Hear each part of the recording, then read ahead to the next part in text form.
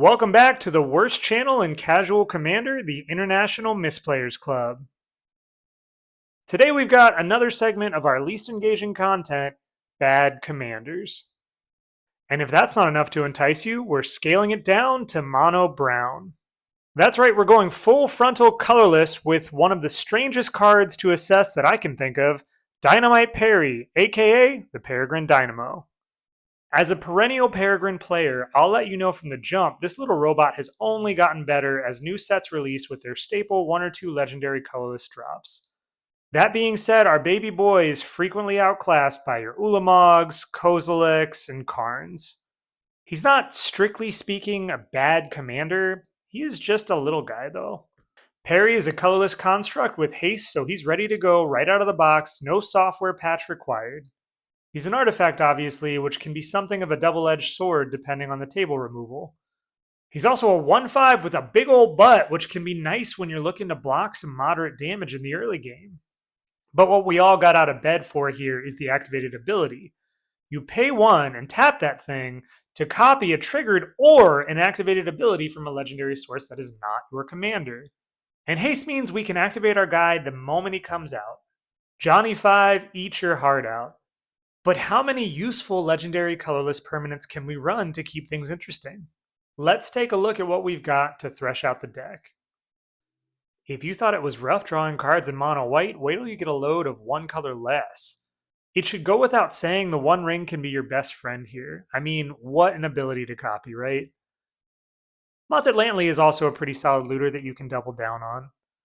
Tamio's Journal pumps out clues for draw or to sack as a tutor, which is also a copyable ability. Another good draw engine from Middle Earth is our Palantir, which will probably mill you once or twice before basically becoming a Scry 2 Draw 1 at end step engine that you can pump 1 mana into to do again.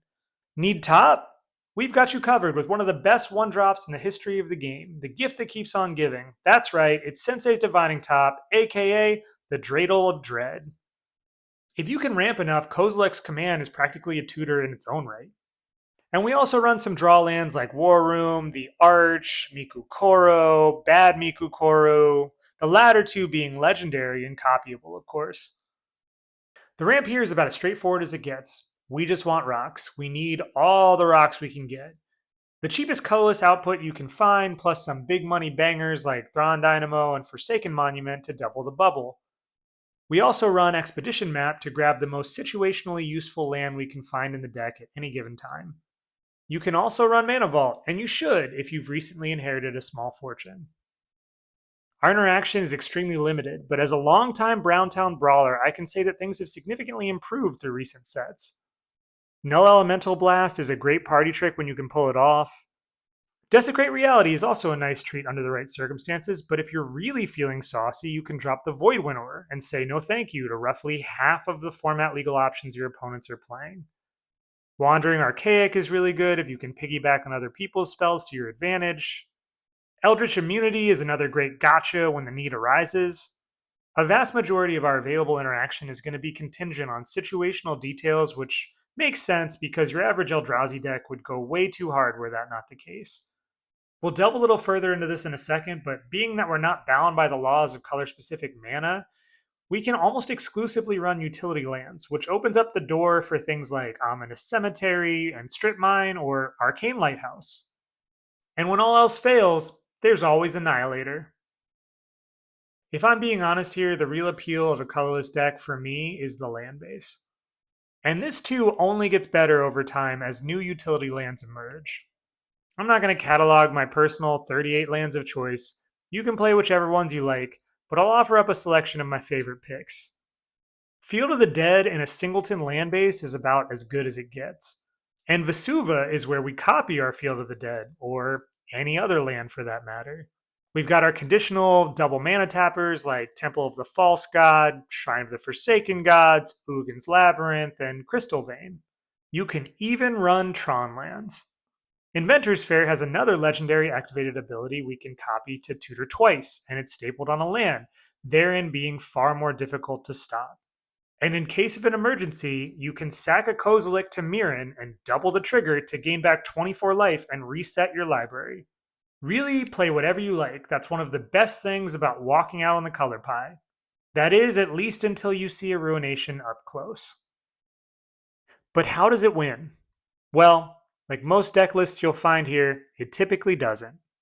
The game plan here is to dump out as much of your deck as quickly as you can to overwhelm and exhaust your opponents until they concede out of fear for having to take stock of the sheer volume of text lying before them.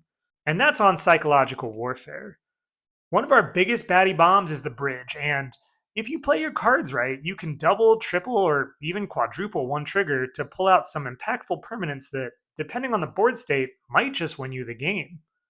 Another heavy-handed haymaker that's fresh from the presses is the Nugan from Tarkir that turns all your spells into bad boy world eaters, and that's just fair magic. But if you happen to ult him, you end up playing every non-land card you have, which hopefully includes Gonti's Aether Heart and or Rise of the Eldrazi, to toss a couple extra turns your way. You can probably swing for lethal damage with your very big boys at that point. This deck is the king of piles in that you're probably not running it effectively if you can still see any of your playmat between the massive cards laid out before you. We're running Echoes of Eternity, Illusionist Bracers, and Abstruse Archaic to really milk our maniacal machinations as much as possible. And if all else fails, perhaps we pop the Millennium Calendar by copying its triggers again and again, while also untapping it with our keys while an indifferent world continues to turn around us. If I can briefly veer away from the more efficient plays available, I want to close this out with a few of my top choice, top shelf tricks in Perry's peculiar toolkit.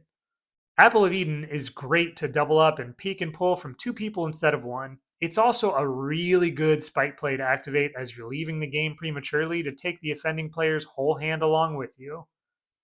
Karn, Scion of Urza, has always been one of those planeswalkers, but he looks a lot better when you're doubling his effects, especially those Karn strucks. Speaking of Karn, the Living Legacy ult is another incredible ability to abuse, essentially turning your whole board into ping-pongers. And finally, my favorite Karn, the game within a game, Karn Liberated. Sure, it's 7 mana removal in most decks, but imagine doubling the plus trigger a few times and letting this bad boy pop his top and thus remake the world in his own divine image. And that's just about all I've got to say on that matter, at least until they print a few more bangers in the next set. Which slice of the color wheel should we take a bite out of next? Let us know what you think in the comments. Let us know what you feel in the comments. Let us know the type of person you want to become in the comments. We're all doing our best, and we're all going to die. Let's keep it casual in the meantime.